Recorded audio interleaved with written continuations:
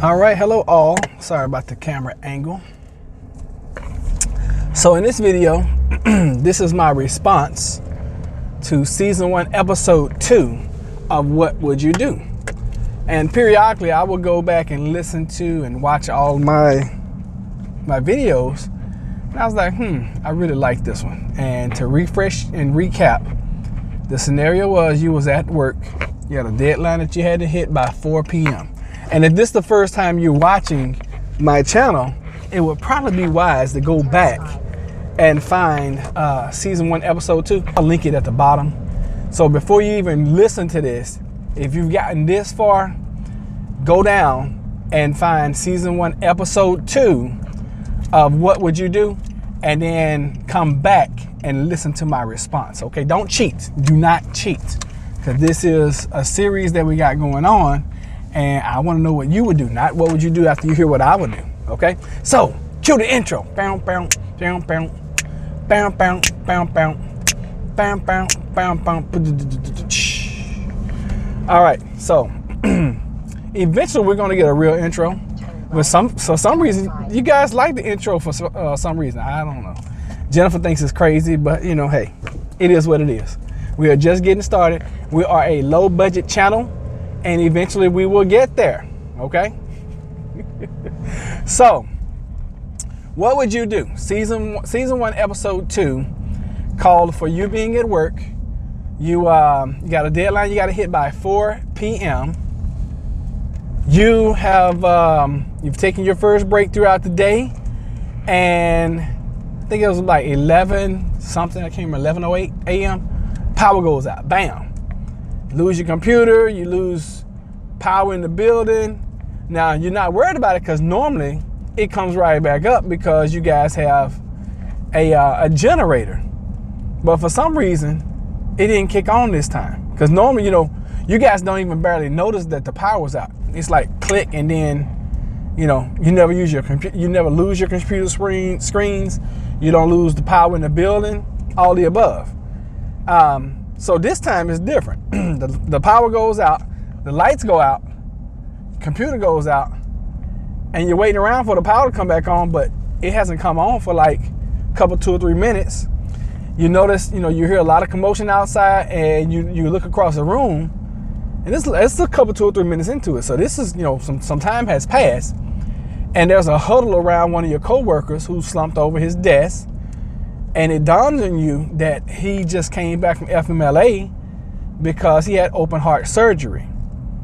So your spidey senses should have kicked in as soon as the power went off, because when you look down at your cell phone, you had a black screen on your cell phone, even though you had just used your cell phone on break and you knew you had plenty of power.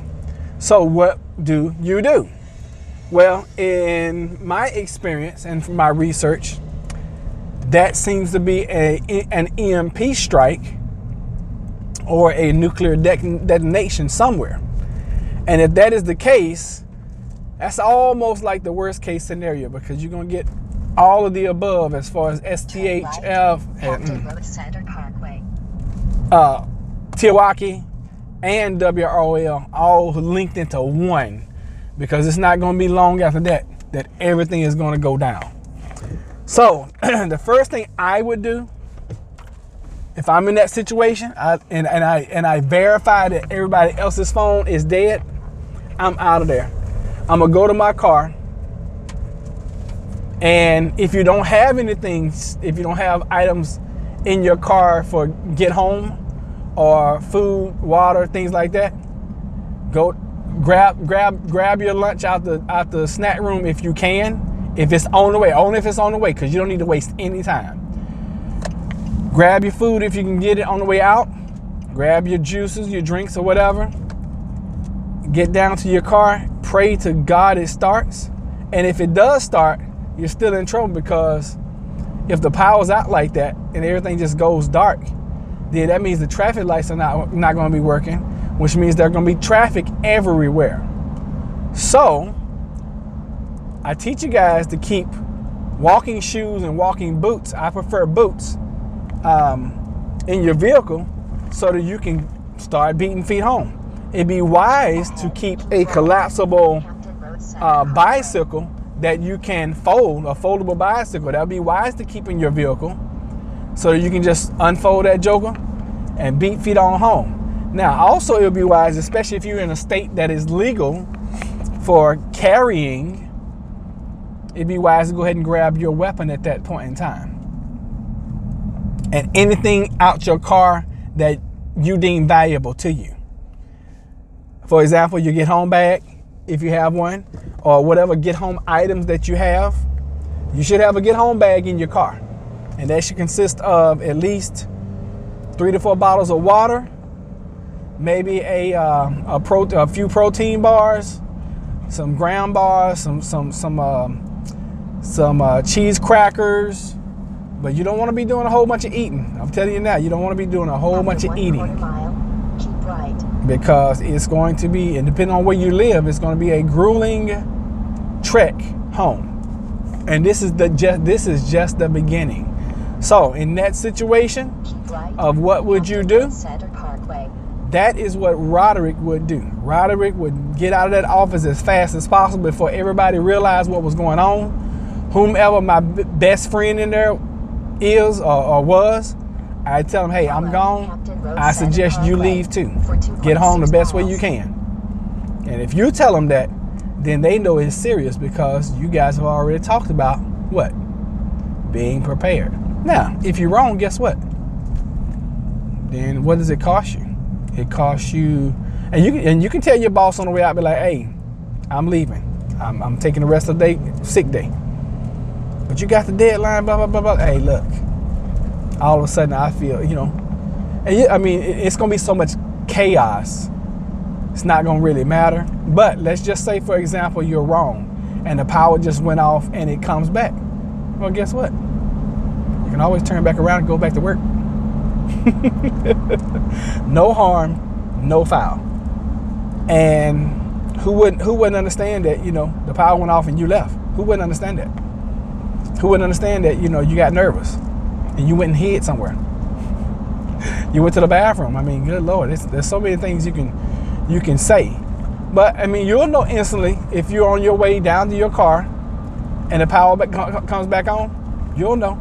And if you work in a building, you better take the stairs because the elevator's not going to work. Just saying. But in this lesson, we have learned several things. One, we've learned how to recognize an EMP strike. And there were so many telltale signs because 1, the power went off. 2, your phone didn't work. 3, nobody else's phone worked. A coworker was found slumped over at his desk. And that is a telltale sign of somebody who has a pacemaker. Someone who has a pacemaker, if an EMP strike happens, it's probably going to stop working. And they're probably going to be slumped over because they just died. It is what it is, y'all. And this channel is all about getting you and helping you become more prepared for what's to come, if it ever happens. And like I say all the time, I hope it never happens. I hope these scenarios are just scenarios that we plan for and we are overly prepared for. I remember last time we had we were supposed to get hit by a hurricane. I went out, and even though we were prepped, I went and got more preps. This time I went and got sand and soil so that because our street floods. So I went and got sand and soil and all that kind of stuff. And I had all this stuff out in the front, and we were ready. Storm came through. It flooded a little bit. Matter of fact, it was such an easy storm. Kind of disappointed to be honest with y'all. But I was disappointed in a great way because I was like, oh, thank you. We dodged it. Yes. Now the areas around us, they weren't so fortunate. But I'd rather you be overly prepared and not need your preps than to be underprepared and be in a dire situation. So that event right there was an EMP strike. EMP strikes are nuclear strikes that are detonated in the atmosphere. Theory has it that when that happens, everything underneath that detonation is anything electronic is going to go out. How can you prevent some of your electronics from going out? Well, theory has it that you can build a Faraday cage, and you can do that just as simple as taking a galvanized trash can, lining the inside with cardboard, like cardboard box, you know, something like that. And you want to make sure it's lined all the way in the inside, no exposed area anywhere. And then you want to take the lid, put it on it, and then you want to seal that lid with that aluminum tape I've been talking about. Okay, that aluminum ducking tape that I was telling you guys was so amazing and wonderful. And there you've created your own Faraday cage. And some of the things that I store in my Faraday cage are walkie-talkies. And you don't want little kid walkie-talkies. You want some walkie-talkies that's going to be able to give you some range, 500 feet, 1,000 feet. Get the ones that are rated like 16 plus miles. They're not going to go that far. That's like if you're on a mountaintop and then your friend is on a mountaintop 16 miles away, you might be able to get a signal. But you want to get those kind. They're really cheap, about $30. I have at least 2 sets of those. I have a hand crank radio in my Faraday cage. I have a CB radio in my Faraday cage because the last thing I want is not to be able to communicate. I don't have a ham operated radio yet, but that is part of the preps that I want to get. So that's something else you can put in your Faraday cage, which is just going to give you communication to the outside world.